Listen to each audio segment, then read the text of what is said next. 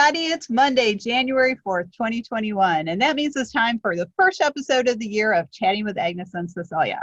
I'm one of your co-hosts, Cecilia Sepp. I'm the principal and founder of Rogue Tulips, nonprofit consulting and association management services. My co-host and friend, Agnes Amos Coleman, can't be with us today, but we hope she'll be able to join us next week. Hey, Agnes. And on Agnes's behalf, I want to say good morning, good afternoon, and good evening to our global audience. Today, we're really excited to have my pandemic partner as our first guest of the year, Pete Sepp, who's president of the National Taxpayers Union. He is also my husband, and we have been spending the pandemic together and working out a lot of those spouse issues you've all been dealing with two people working in the same house. So welcome, Pete. Why don't you give us a little background on yourself and introduce yourself? Well, it's great to be here, Cecilia. Thanks so much for having me. Happy New Year.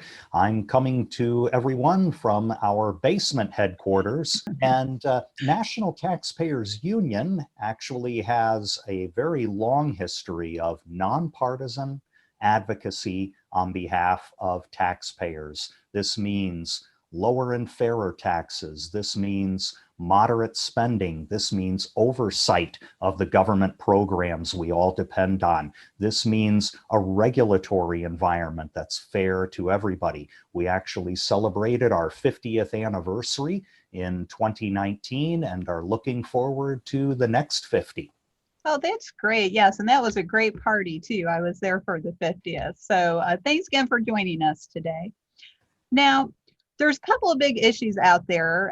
You tend to focus on fiscal and tax policy issues, and those are also of great importance to our nonprofit community and our nonprofit audience members. So one of the big news stories near the end of 2020 was that C6 organizations can now qualify for the PPP, which is the Paycheck Protection. So can you tell us a little bit about that for 2021? This was a part of a $900 billion so-called Phase 4 COVID relief package. And we were actually pleased with the results as a taxpayer organization because it was the product of something called the Problem Solvers Caucus, largely a product of this caucus. And this is a bipartisan group of lawmakers seeking solutions to urgent policy problems in a manner that is not only fiscally responsible, but fair to the American people. And the $900 billion package they came up with, while very large, actually has a number of desirable features to it. Some not so desirable, but one you mentioned is an expansion of the PPP loan program that many nonprofits should be able to take advantage of. But the one thing not to overlook from a nonprofit's perspective is that the employee retention tax credit, that's a credit you receive if you've experienced a business downturn, your revenues are low, or a business interruption due to government orders, and it's payroll tax relief. So even if you're a nonprofit organization and you don't have a UBIT liability or some other kind of federal tax liability, you can still get a break. And this has been extended until July of 2021. And you now have the ability to get a PPP loan and ERTC simultaneously for this year, depending on certain circumstances. That's important because the eligibility was exclusive in 2020. So, and that means that ERTC is basically a credit if you don't lay people off, right? And if you experience certain business conditions that are defined in the law, yes. And that applies to nonprofit organizations. Indeed, indeed. And in fact, I would advise folks out there who have nonprofit organizations to take a second look at what just passed, because even if you have recently applied for a PPP loan and received it, or if you're going to apply for this next round of expanded PPP loans, you might still be able to take ERTC at the same time. Again, that was something you couldn't do last year. Oh, so that's a new shift then. That's something that any business could do that qualifies for it. So Yes. That's the new thing. So us solo practitioner entrepreneur types don't necessarily get in the loop on these things. So that's great to hear. And it's great to bring that to our audience. So we've just come off a rather contentious election season, which is a bit of an understatement. So do you see the Biden administration, and of course, nobody can predict the future, but what do you think the Biden administration might do for the nonprofit community, if anything? Well, I think a lot depends on the political situation and how that's resolved after the January 5th runoff elections in Georgia. If Republicans control the Senate after that election result, you would probably see less of a push to repeal parts of the Tax Cuts and Jobs Act, which did have an impact on the nonprofit community.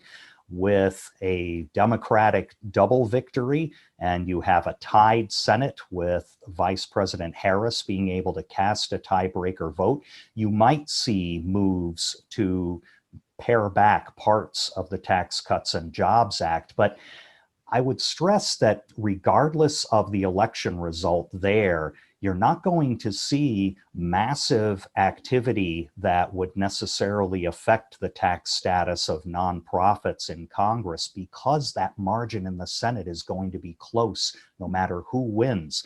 If those two seats go to Democrats and it's a 50-50 Senate, that simply means that some of the more moderate Democrats in West Virginia and Montana, who've already said they're not going to support a radical agenda this year, they're going to have more power. If Republicans retain those seats, it's going to be the reverse in their caucus. They're going to have to be able to maintain party discipline on tax issues that could still fracture them. So the bottom line here is you can only expect some incremental changes to tax policies that might affect nonprofits in 2021.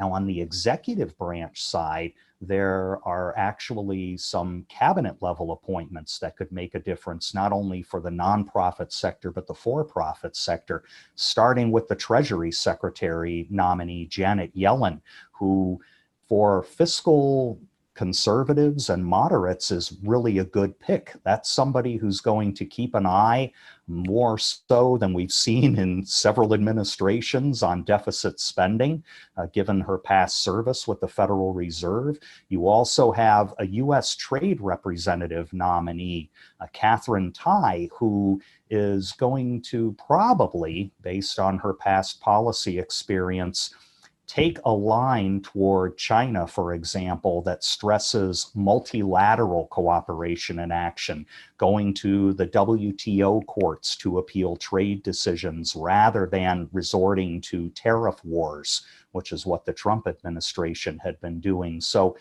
there you have some possibilities for a more consensus-based trade policy, and none too soon, because an important thing, Trade Promotion Authority for the president, is coming up for renewal. That was a very contentious political battle about 5 years ago. It's going to be the same now, and that's going to be all hands on deck for an organization like ours to say, look, this is an important bipartisan policy that we need to continue and signal to the world that we're willing to work with nations in forging a good consensus on trade. Well, and that's a great information for trade associations, I'm sure, because a lot of industries out there are going to be affected by these things. But I want to shift the conversation a little bit. Let's talk about attitudes toward nonprofits. Not everybody has a great attitude toward nonprofits. And with your many years of experience in the policy world, you've worked across a lot of diverse coalitions. And you work with pretty much everyone across both sides of the aisle, and even some third-party groups. But we saw in 2020 what I felt were some dangerous activities at the state level. Several attorneys general, for example, went after the National Rifle Association, which, love guns or not, they are a nonprofit organization. And many of the things that they were accused of are basically business as usual for many nonprofits, as far as like how they do things, their daily operations, board interactions, et cetera. So do you feel, based on your experience, that the Biden administration will be supportive of nonprofits, or do you think that they might be an administration that's maybe kind of not going to work so well with the nonprofit community?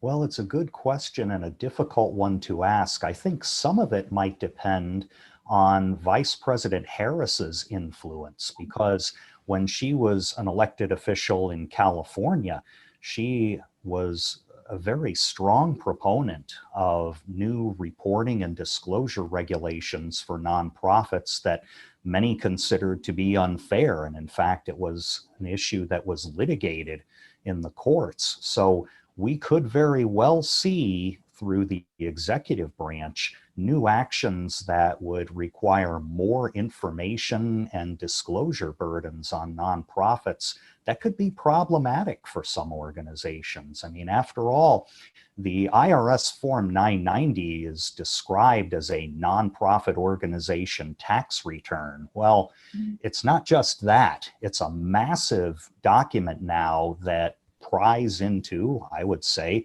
others would say probes into all sorts of aspects of your organization: board structure, governance, disclosure policies, whistleblower policies, whole rafts of questions that get asked of you that really have very little to do with your financial position.